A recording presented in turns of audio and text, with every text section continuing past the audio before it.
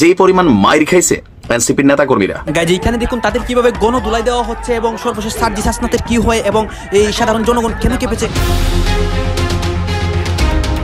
এদিকে সমন্বয়ক সার্জিস হাসনাত জনগণের তুপের মুখে পড়ে। ডক্টর ইউনূসও আছেন আতঙ্কে ক্ষমতা ধরে রাখা নিয়ে। শেখ হাসিনার ষড়যন্ত্রে এইসব হচ্ছে। সেনা প্রধানের সাপোর্টে তারা রাজপথে নেমেছে। ব্যক্তি ইউনূস এত শক্তিশালী কেন যে গোটা দেশ অ্যাকশন নিতে পারতেছে না, গোটা দেশ আন্দোলন করতে পারতেছে না? তাহলে দুর্বলতাটা কোথায়? নাম্বার 1। নাম্বার 2, যদি না পারা যায় তাহলে তো ইনশাল্লাহ করে ফেলে। এনসিপির মারামারি আমরা দেখলাম আবারও আজকে এই খবরটা শেষ বেলাতে এসে একটা প্রতিবেদনে প্রথম আলো এই তথ্য ভিডিও সহ নিশ্চিত করেছে। উত্তরাঞ্চলের এনসিপি নেতা সার্জিস আলমের উপস্থিতিতে এনসিপির দুই পক্ষের মারামারি হয়েছে।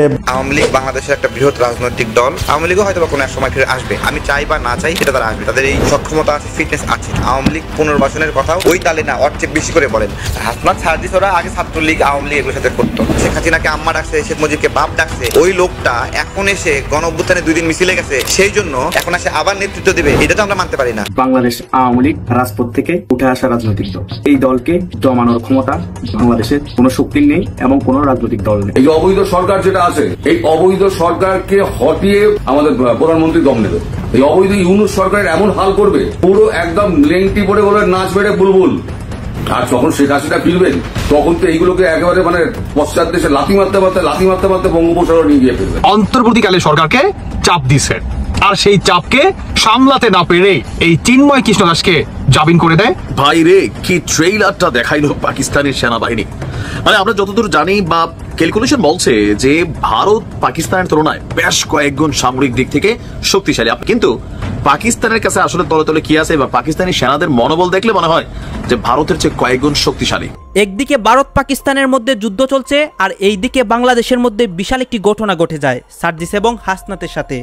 দর্শক শ্রোতা, সমন্বয়কদের নতুন রাজনৈতিক দল, এই দলটিকে কেন্দ্র করে সাধারণ মানুষরা অনেক কথা বলে এবং তাদের বিরুদ্ধে গিয়ে অনেকে কিন্তু রাগাঙ্কিত হয়ে রাজপথেও নেমে যায়, কেঁপে যায় এবং তাদের মধ্যে কিন্তু একটা ঝামেলা সৃষ্টি হয়। ইতিমধ্যে সার্জিস হাসনাত এবং সমন্বয়কদের যে নতুন দল ডক্টর ইউনূস, এই বিষয় নিয়ে আমাদের কাছে অনেক ইম্পর্টেন্ট ভিডিও ক্লিপ আসে, তাদের মধ্যে কি হচ্ছে এবং তাদের পিছনে কে রয়েছে এবং এই ঝামেলাগুলো কেন হচ্ছে। বিশেষ করে বাংলাদেশ যে উত্তাল পরিবেশ, এই উত্তাল পরিবেশগুলো কেন হচ্ছে, এই সকল প্রশ্নের উত্তরগুলো এই একটি ভিডিওতে আপনারা পেয়ে যাবেন। আপনাদেরকে কিছু বক্তব্য শোনাবো। আসুন দর্শক, আমরা কথা বাড়াচ্ছি না, আমরা সরাসরি ভিডিওর মূল আলোচনাতে চলে যাচ্ছি। আরে ক্ষমতা নিয়ে, কমিটি নিয়ে কি অবস্থা। যাই হোক, এই ভিডিও বন্ধ করে আমরা মূল ঘটনায় আসি। আমাদের ব্লুটুথ বয় সার্জিসের উপস্থিতিতেই সার্জিসের সামনে দফায় দফায় মারামারি, মানে 2-4টা সার্জিসের উপর পড়ে যেত। যে নমুনা ছিল ঘটনার প্রেক্ষাপট হচ্ছে আওয়ামী লীগকে নিষিদ্ধকরণ নিয়ে। তোমরা সভা সমাবেশ করবা, তোমরা আওয়ামী লীগকে নিষিদ্ধ করতে আসা নিজেরাই যে পরিমাণ কিলাকিলি করে নিজেদের এনার্জি হারাচ্ছ, হাত পা ভাঙ্গাভাঙ্গির ঘটনা ঘটছে। আইন ঠিক মতো চললে তোমরা একে অন্যের বিরুদ্ধে মামলা করলে যা ঘটবে, আওয়ামী লীগকে নিষিদ্ধ করা সম্ভব হবে। ঘটনার প্রেক্ষাপট হচ্ছে বগুড়ায় আওয়ামী লীগকে নিষিদ্ধের দাবিতে জাতীয় নাগরিক পার্টি এনসিপি আয়োজিত সমাবেশে বৈষম্য বিরোধী ছাত্র আন্দোলনের 2 পক্ষ, যারা নেতা কর্মীরা আছেন, নতুন নেতা হয়েছেন, এত জীবন মানে অন্যদের পিছনে পিছনে স্লোগান দিতেন, হঠাৎ করে সব নেতা হয়েছে। নেতা হওয়ার পরে কি হয়েছে, মানে কার থেকে কে কত বড় নেতা, কার কত অনুসারী, আর লোকাল একটু পাওয়ার টাওয়ার আছে, বিভিন্ন জায়গায় গাড়ি টাড়ি ফ্রিতে পাওয়া যায়, তারপর হচ্ছে টাকা পয়সা মাশাআল্লাহ ভালো কামানো যায়। এই সুযোগগুলো পোলাপাইন কেন ছাড়বে অল্প বয়সে? তো এগুলো নিয়ে দফায় দফায় মারামারির ঘটনা। আজকে একই দিনে দেখেন কতগুলা ঘটনা। বিকাল 5:15টার দিকে শহীদ টিটু মিলনায়তন চত্বরে এনসিপির মুখ্য সংগঠক সার্জিসের উপস্থিতিতেই তাদের নেতাকর্মীরা এভাবে প্রকাশ্যে মারামারিতে জড়িয়ে পড়ে। প্রত্যক্ষদর্শীদের বক্তব্য, বিকেল 4:30টার দিকে সমাবেশস্থলে পৌঁছান সার্জিস এবং এনসিপির বাকি যে কেন্দ্রীয় নেতারা আছেন তারা সকলে। এরপর বৈষম্য বিরোধী ছাত্র আন্দোলনের একটি পক্ষ মিছিল নিয়ে পৌর পার্ক চত্বরে প্রবেশ করে। সমাবেশে প্রধান অতিথি সার্জিস আলম মঞ্চে বসেছিলেন এবং এনসিপির অন্য কেন্দ্রীয় নেতা তখন বক্তব্য দিচ্ছিলেন। এ সময় বৈষম্য বিরোধীর একটি পক্ষ সার্জিস আলমের বিরুদ্ধে স্লোগান দেন। তখনই সার্জিসের পক্ষ নিয়ে অন্যরা তাদের সাথে হাতাহাতিতে জড়িয়ে পড়েন। এত বড় সাহস, তুই নেতার বিরুদ্ধে স্লোগান দিচ্ছিস, এটা চিনস সার্জিস ভাইকে? জীবন দিয়ে আলম কইয়ে ঝাপাইয়া পড়ছে, তোমরা জীবন দিবা, আমরা চাইয়া থাকো, মারস থাকা। এরপরে মারামারি। দর্শক, এক পর্যায়ে তুমুল মারামারি হয়। 2 পক্ষের মারামারির সময় সমাবেশের মঞ্চে বসে বক্তব্য দিচ্ছিলেন এনসিপি নেতারা, কারণ বক্তব্য চালাই যেতে হবে, মাইকে যেন চিল্লাপাল্লার আওয়াজ বেশি না শোনা যায়। কেন্দ্রীয় যুগ্ম সদস্য সচিব তাহসান রিয়াজ সহ আরো বেশ কয়েকজন তারা 1 মিনিটের মতো করে বক্তব্য দেন, আর সার্জিস আলম 4 মিনিটের বক্তব্য দিয়ে দ্রুত মঞ্চ থেকে নেমে চলে যান, কারণ পরিস্থিতি ভালো না, কখন কোনটা এসে উপরে পড়ে। বগুড়া থানার ওসি বলছেন, সার্জিস মঞ্চ ওঠার পর এনসিপি সমর্থকদের একটি অংশ এনসিপিরই তার বিরুদ্ধে স্লোগান দেয়, অপর অংশ বাধা দিতে গেলে দুই পক্ষের মধ্যে হাতাহাতি হয়। এখন এনসিপির মধ্যে সার্জিসের বিরোধিতায় একটা টিম কাজ করছে। কেন করছে? সার্জিসের বিভিন্ন বক্তব্য, বিভিন্ন অ্যাক্টিভিটিস, কেউ কেউ মনে করছেন এনসিপির মধ্যে সার্জিসের থাকাটাই আর উচিত না, বা সার্জিস আছেন, এটা অনেকে মানতে পারতেছেন না। তো এই যে নিজেদের মধ্যে সার্জিসকে মানা না মানা, অথবা আমার নেতা সার্জিস থেকে তোমার নেতা হাসনাত কি বড় নাকি মাসুদ ভাই ছোট, এরকম ইস্যুগুলো কিন্তু এখন ভেতরে ভেতরে নানান ঝামেলা পাকাচ্ছে, যেটার বহিঃপ্রকাশ আজকে এনসিপির নেতা কর্মীরাই সার্জিসকে অবাঞ্ছিত ঘোষণা করে সেখানে স্লোগান দিয়া, আর বাকিরা এসে একদম ছাত্রলীগ স্টাইলে একদম কথা কবি খালামো এরকম স্টাইলে থামানোর চেষ্টা করছে। তো আমরা এখান থেকে শিক্ষণীয় কি? ক্ষমতার ভাগাভাগি, দলাদলি, ধান্দাবাজি, এগুলোতে এক পক্ষ আরেক পক্ষকে মারবে, আর এখান থেকে নতুন বাংলাদেশের স্বপ্ন, এগুলা ভাই শুধু পকেট ভরার জন্যই আসলে আজকাল এই গল্প হচ্ছে। এছাড়া কার্যকর আপনি এদের মধ্যে কি দেখেন? আমরা দেখি বিএনপির কমিটিও মারামারি হয়, এটা হয়, আমরা দেখে অভ্যস্ত। আওয়ামী লীগেরটাই হয়, এখন এনসিপির মধ্যে হয়। আওয়ামী লীগও হয়তো বা কোনো এক সময় ফিরে আসবে, আমি চাই বা না চাই এটা তারা আসবে, তাদের এই সক্ষমতা আছে, ফিটনেস আছে। আওয়ামী লীগ পুনর্বাসনের কথাও ওই তালে না, ওর চেয়ে বেশি করে বলেন। হাসনাত সার্জিস ওরা আগে ছাত্রলীগ, আওয়ামী লীগ এগুলোর সাথে করতো। শেখ হাসিনাকে আম্মা ডাকছে, শেখ মুজিবকে বাপ ডাকছে, ওই লোকটা এখন এসে গণ-অভ্যুত্থানে 2 দিন মিছিলে গেছে, সেই জন্য এখন এসে আবার নেতৃত্ব দিবে, এটা তো আমরা মানতে পারি না। সার্জিসেরও সুযোগ নাই, হাসনাতেরও সুযোগ নাই। প্রথমত আওয়ামী লীগ বাংলাদেশের একটা বৃহৎ রাজনৈতিক দল, যারা একটা গণহত্যায় সম্পৃক্ত হয়েছে।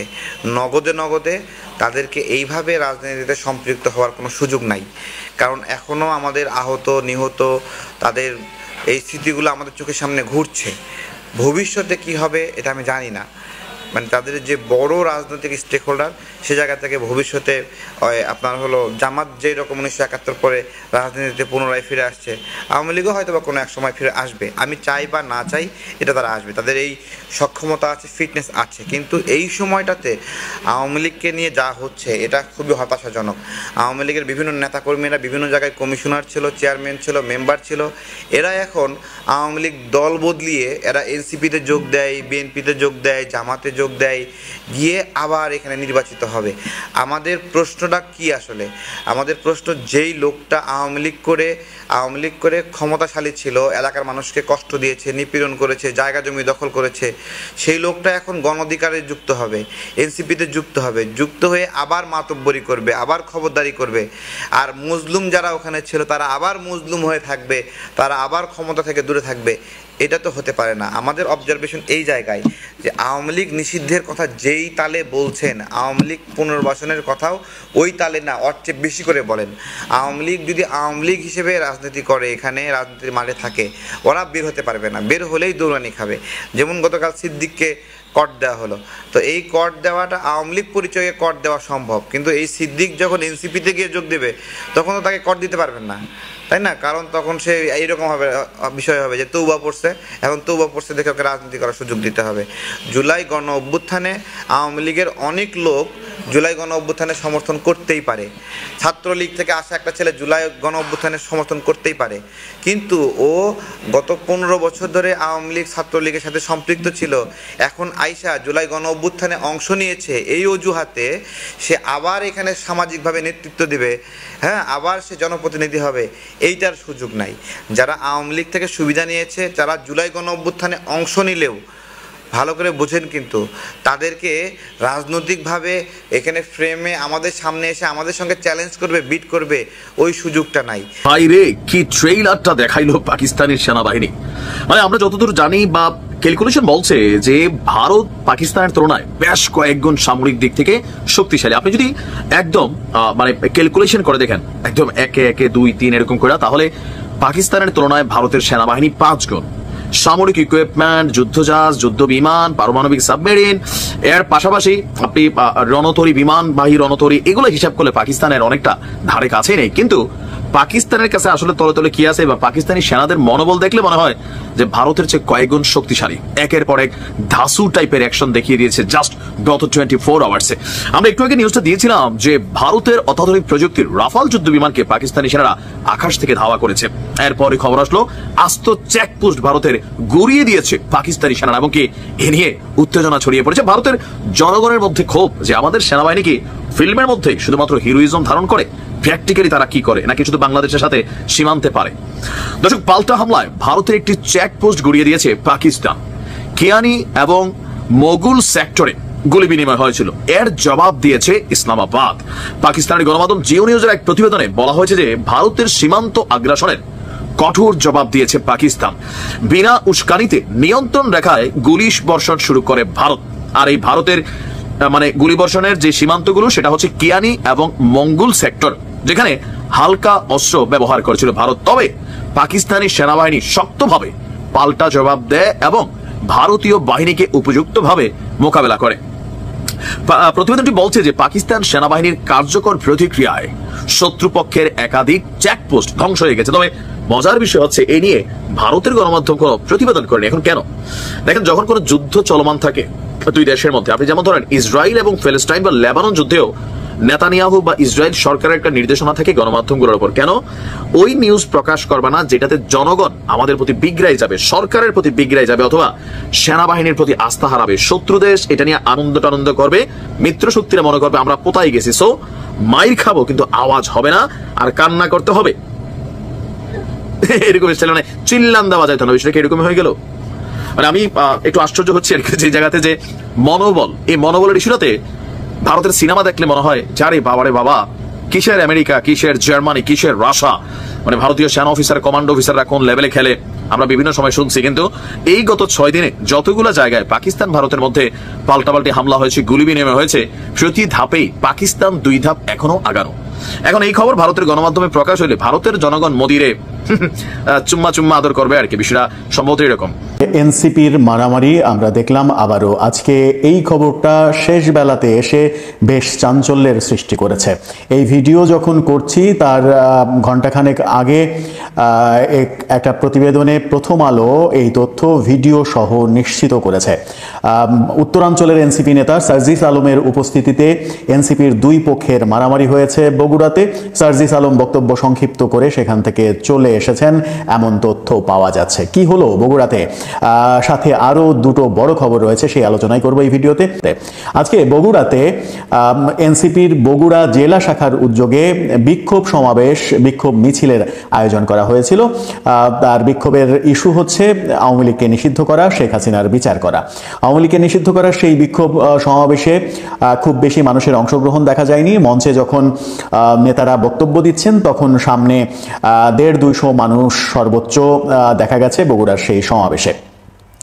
সেই সমাবেশে যখন নেতারা বক্তব্য দিচ্ছিলেন, সার্জিস আলম যখন মঞ্চে, ঠিক সেই সময় সার্জিস আলমের বিরুদ্ধে স্লোগান দিতে দিতে এনসিপির বৈষম্যবিরোধী আন্দোলনের এক পক্ষের নেতাকর্মীরা সভাস্থলে আসে। সভাস্থলে আসলে সার্জিসের পক্ষে যারা, তারা তাদের সঙ্গে সরাসরি সামনাসামনি মারামারিতে লিপ্ত হয়। তাদের দৌড়াদৌড়ি আমরা দেখেছি, ভিডিওতে অল্প একটু আপনারা দেখে নিতে পারেন। সেই দৌড়াদৌড়ির ঘটনার কারণে মাত্র 4 মিনিটের মধ্যে সার্জিস আলম তার বক্তব্য শেষ করেছেন। বক্তব্য শেষ করে একটা ছোটখাটো মিছিল নিয়ে সেখান থেকে চলে গেছেন। এই ঘটনা আমরা দেখলাম। এর আগে আমরা যশোরে এরকম একটা ঘটনা দেখেছিলাম। এনসিপির আহ্বায়ক নাহিদ ইসলামের প্রথম সফর ঢাকার বাইরে, সেই সফরে নাহিদ ইসলামের উপস্থিতিতে এনসিপির নেতাদের, বৈষম্যবিরোধী আন্দোলনের নেতাদের মারামারি আমরা দেখেছিলাম। সেখান থেকে কোনো রকমে নাহিদ ইসলাম প্রাণ বাঁচিয়ে ফিরে আসতে সক্ষম হয়েছিলেন এবং সেদিন আলোচনা হয়েছিল যে পুলিশই শেষ পর্যন্ত তাকে রক্ষা করলো, যে পুলিশের বিরুদ্ধে এত বিষোদ্গার করে এনসিপির নেতারা। এবার সার্জিস আলমকে দেখলাম। সার্জিস আলম যখন 4 মিনিট মাত্র বক্তব্য দিয়ে একটা মিছিল নিয়ে সভাস্থল ত্যাগ করলেন, সেই সময় মিছিলের আগে এবং শেষে পুলিশ পাহারা দিতেও দেখা গেছে। এই ঘটনা যখন দেখলাম তখন আজকে দিনের মধ্যে 2টো বড় খবর বেশ আলোচনা তৈরি করেছে। একটা হচ্ছে বৈষম্যবিরোধী ছাত্র আন্দোলন ও কিশোর গ্যাংয়ের কোনো মামলা পরিচালনা না করার নির্দেশ। এই ঘটনাটা ঘটেছে কুমিল্লাতে এই ঘটনাটা ঘটেছে। এই খবরটা দিয়েছিল চ্যানেল 24। দেওয়ার পরে এই খবর আবার তারা তুলেও নিয়েছে। ফটোকার্ডটা আপনারা দেখে নিতে পারেন। সেই খবরটা দেওয়ার পরে মোহাম্মদ কাইফুল হক রিঙ্কু পিপি, তার এবং তারেক আবদুল্লাহ সহকারী কৌশলী জিপি, এই গাইজ আমরা এখানে দেখতে পাচ্ছি অনেক বিষয় নিয়ে অনেক কথা হচ্ছে, সবাই সবার মন্তব্য প্রকাশ করছে এবং তাদের বক্তব্য দেখে কিন্তু আমরা অনেক কিছু বুঝতে পারি দেশের মধ্যে কি হচ্ছে এবং দেশের আপডেট নিউজগুলো। দর্শক শ্রোতা, আপনারা জানেন যে কোনো বিষয় নিয়ে কিন্তু বাংলাদেশের মধ্যে উত্তেজনামূলক পরিবেশ সৃষ্টি হয়, এখানেই কিন্তু সবাই সবার বক্তব্যে প্রকাশ করতেছে এবং বিশেষ করে ভারত এবং পাকিস্তানের মধ্যে যে একটা যুদ্ধ চলতেছে, তাদের মধ্যে যে একটা মুখোমুখি অনেক কিছু হচ্ছে, এইসব নিয়েও অনেক বক্তব্য আপনাদেরকে দেখিয়েছি। দর্শক শ্রোতা, এতক্ষণ আপনাদেরকে আমরা যা কিছু দেখিয়েছি সব কিছু আমরা সোশ্যাল মিডিয়া থেকে সংগ্রহ করেছি, এখানে আমাদের নিজস্ব কোনো মন্তব্য নেই বা নিজস্ব কোনো সিদ্ধান্ত নেই। এইসব দেখে আপনাদের কি মনে হচ্ছে এবং আপনাদের মন্তব্য কি, এটা আপনারা অবশ্যই কমেন্ট বক্সে লিখে যাবেন। এবং আপনাদের কাছে আমাদের একটা রিকোয়েস্ট থাকবে, আপনারা যদি আমাদের চ্যানেলের নতুন দর্শক হয়ে থাকেন চ্যানেলটি সাবস্ক্রাইব করবেন এবং পাশে থাকা বেল বাটনটি বাজাবেন, যাতে করে নেক্সট ভিডিওটা সবার আগে আপনাদের কাছে পৌঁছায়। ধন্যবাদ।